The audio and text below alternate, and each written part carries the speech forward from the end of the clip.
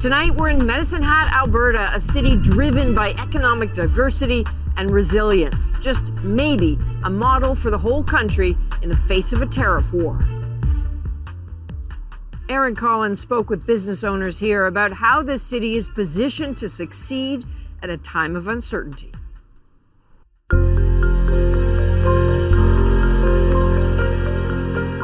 Life here along the South Saskatchewan River has never really been easy. The settlers who came to this spot were told it was too hot and dry for farming, but they stuck it out. The story of Medicine Hat, one of persistence and resilience, a land plagued by droughts and crop failures, now home to Alberta's largest greenhouse. Every time we bring people through here, they're always amazed. I mean, it's the sheer size, the amount of plants. And business is good here. This greenhouse company, one of several in the area, expanding. There's been a push for buying local and buying Canadian for a long time, but this certainly what's happened recently has increased that push. So we're looking at it that way. We're trying to see it as a silver lining thing. As tensions with the U.S. linger, that move to buy Canadian helping to get more local produce into homes across the prairies. So what is the plan for all these cucumbers?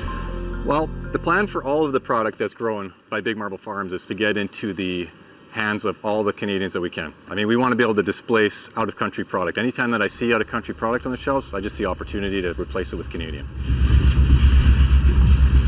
Well, it was the railway that first drew people to Medicine Hat. Then the discovery of natural gas fueled a manufacturing boom here.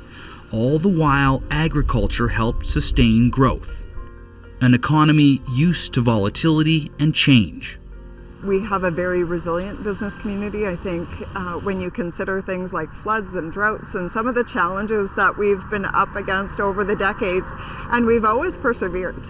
Well, that adversity leading to economic diversity. Case in point, carbon black. So what the heck is this stuff?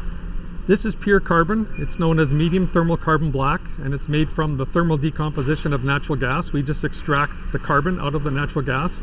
The majority of it gets used in automotive rubber parts. Anything that's black and made of rubber and on your car has carbon black in it.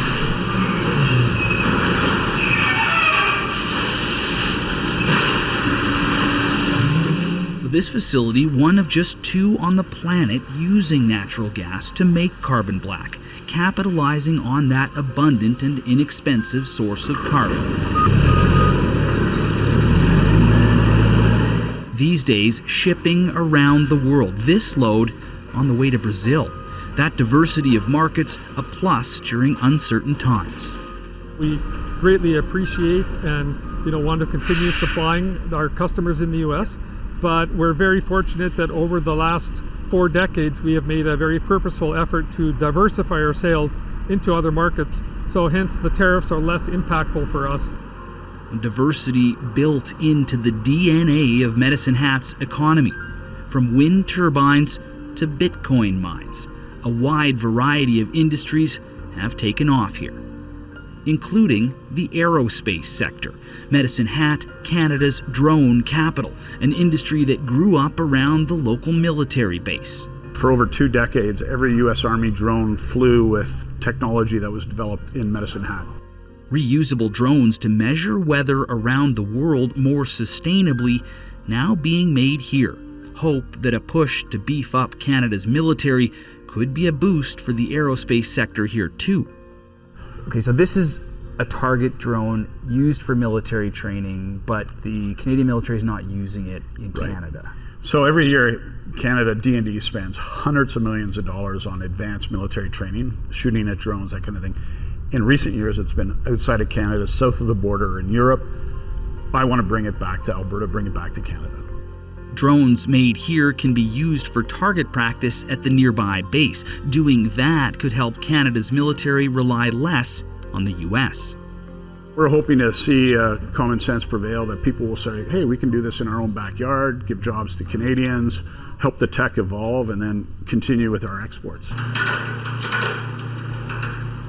This local brewery also looking for an assist from government to grow, seeing an opportunity in the current uncertainty.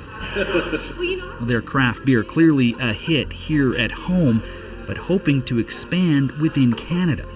Beer doesn't get a lot fresher than this, but not so easy to get it across the border. No, we work pretty hard on making it fresh and delicious, and it would be nice to be able to get it to people easier and quicker. But interprovincial trade barriers are in the way, slowing the beer's path across the Saskatchewan border just 30 minutes away. We would send it from here on a pallet, 5 hours on a truck up to Edmonton, where it would get rewrapped and sent from Edmonton to Saskatoon, where the Saskatchewan Liquor Board would look at it, do their labeling requirements, and then ship it all the way down to Swift Current. So our beer is on a 18-hour journey as opposed to the quick trip it would take from here. A belief here that cutting that red tape will get this beer on taps in neighboring provinces quicker.